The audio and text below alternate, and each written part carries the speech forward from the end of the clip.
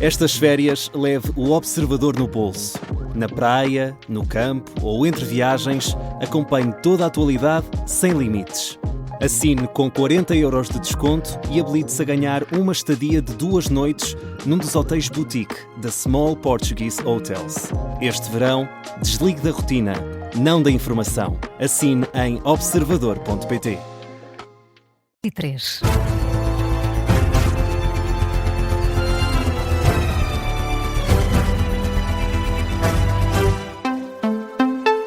As notícias com Carla Jorge de Carvalho, e começamos com a intenção do Governo em abrir vagas adicionais para os alunos prejudicados na fase de candidatura ao ensino superior devido à correção dos exames. O Presidente do Conselho Coordenador dos Politécnicos prevê um impacto quase nulo para as instituições e diz que esta medida não é nova. Foi uma promessa feita pelo Ministro da Educação e revelada ontem pelo bastonário da Ordem dos Advogados. O objetivo é garantir o princípio da igualdade no processo de candidatura à primeira fase do ensino superior. Na Rádio Observador, Luís Loures concorda com a finalidade, mas explica que as instituições já têm por hábito abrir estas vagas adicionais.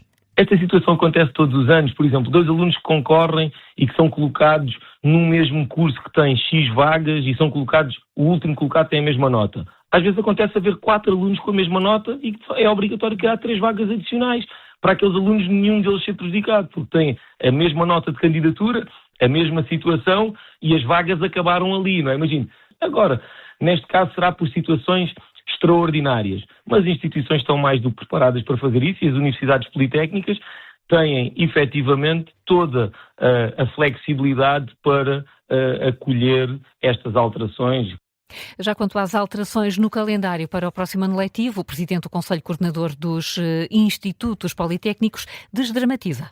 As instituições estão preparadas, sabem o que é preciso fazer, estão neste momento. Ainda não há decisões definitivas, porque estamos a aguardar para ver se corre tudo bem, para não estarmos a fazer alteração sobre alteração. A informação que temos da tutela é que a segunda fase correu com grande normalidade, que está tudo dentro daquilo que era expectável e, por isso, as instituições, quando chegarem ao início de setembro, terão os calendários, reequacionados. Luís Loures, esta manhã aqui na Rádio Observador, no dia em que terminou o prazo para a inscrição dos alunos na primeira fase de acesso ao ensino superior, há mais inscritos do que em toda a primeira fase do ano passado. O deputado do PSD, Bruno Vitorino, considera que o Ministro da Administração Interna podia ter prestado esclarecimentos mais cedo sobre as polémicas em que tem estado envolvido. Luís Neves deu na semana passada uma conferência de imprensa sobre os casos divulgados pela comunicação social, mas esses esclarecimentos deviam ter chegado mais cedo. É a opinião do social-democrata Bruno Vitorino, o convidado do programa Comissão de Inquérito desta manhã, deputado do PSD, diz ainda que se fosse Ministro da Administração Interna, tinha-se mostrado disponível para ir também ao Parlamento. Eu espero, naturalmente, do ponto de vista político, que ele se possa defender. Esperava, naturalmente, que as explicações tivessem vindo mais cedo. Acho que isso teria sido... Explicações até me pareceram bastante razoáveis. Algumas das acusações que lhe foram feitas até me pareceram bastante absurdas. Agora, se calhar era mais fácil ter explicado logo, se era tão simples de explicar, ter explicado logo. E devia ter ido ao Parlamento. Eu, se fosse ministro, e se estivesse numa posição dessas, e se quisesse esclarecer, era eu a disponibilizar-me para lá ir. Isso era clarinho, não é? Mas isso é a forma de ser de cada um. Bruno Vitorino, deputado do PSD, há instantes aqui na Rádio Observador. Já ontem o Observador revelou mais um detalhe das polémicas que envolvem Luís Neves. O Tribunal de Contas identificou irregularidades na Polícia Judiciária no tempo em que Luís Neves era diretor nacional, irregularidades que foram perdoadas.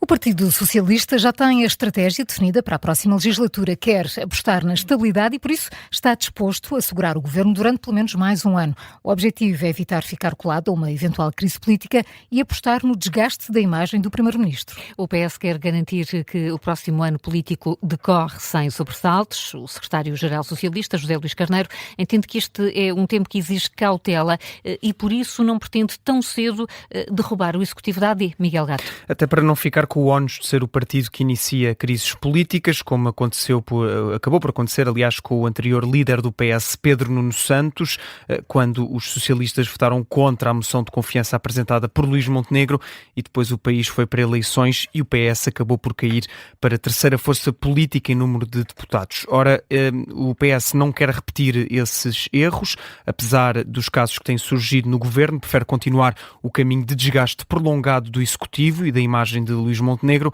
e para preservar a imagem de uma oposição responsável e de modo a evitar ser apontado como o autor moral da queda do Executivo da AD, os socialistas admitem mesmo a viabilização do Orçamento do Estado para 2027, tal como aconteceu no ano passado, e também já têm a posição definida para eventuais moções para derrubar o governo, votam contra. São informações apuradas pelo Observador, que sabe ainda que o PS espera que António José Seguro, o Presidente da República, esteja vigilante e interventivo durante todo este processo.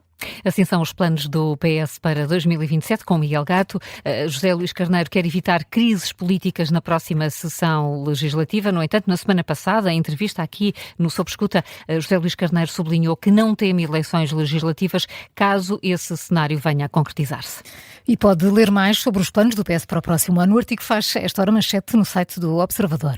As apreensões de droga em Portugal estão a bater recordes e os especialistas em combate ao crime pedem uma discussão política mais aprofundada sobre este tema. Dados da Unidade Nacional de Combate ao Tráfico de Estupefacientes revelam que este ano foi registado o maior número de apreensões de cocaína em território nacional. Foi o tema do explicador desta manhã. A especialista em rotas de crime organizado transnacional, Silvia Figueiredo, lembra que Portugal tem uma posição estratégica para a entrada de droga na Europa e que por isso podemos assistir a um aumento da percentagem de cocaína a nível europeu. Assim sendo, defende que é necessário levar a discussão do combate ao narcotráfico às esferas políticas.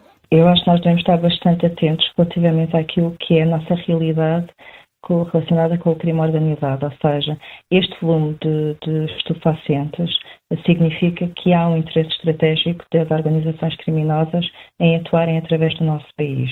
Eu acho que é importante olhar para o crime organizado com um olhar mais estratégico. Acho que importa que o país crie alguma resiliência a este fenómeno e é importante estabelecer estratégias de combate que não sejam parcelares, mas sim olhar para esta realidade de uma forma estratégica ao mais alto nível do Estado e dessa maneira estabelecer uma capacidade de resposta conjunta.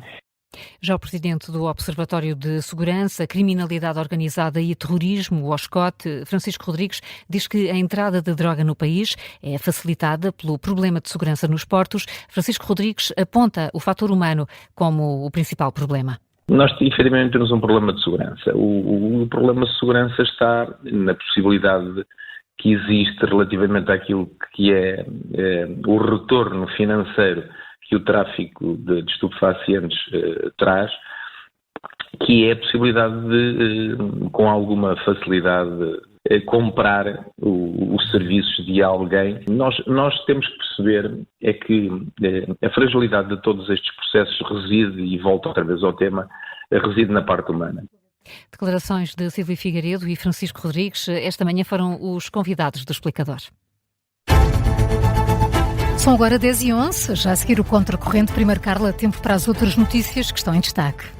Nos Açores, 67 pessoas tiveram de ser retiradas de um parque de campismo na Ilha Terceira por causa do mau tempo. Há registro de várias inundações em São Miguel e em São Jorge. Há também registro de uma derrocada numa estrada regional em São Jorge. O Serviço Regional de Proteção Civil e Bombeiros dos Açores recomendam à população que acompanhe as previsões e os avisos meteorológicos emitidos pelo Instituto Português do Mar e da Atmosfera.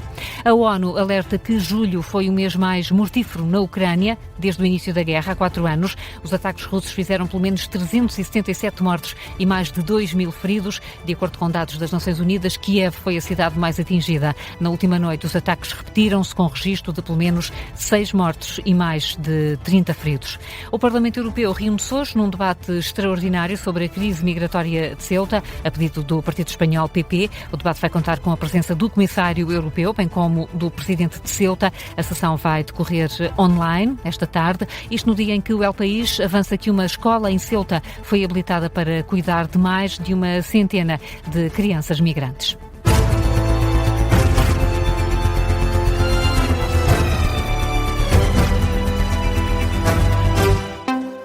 Este programa tem o apoio de BetClick.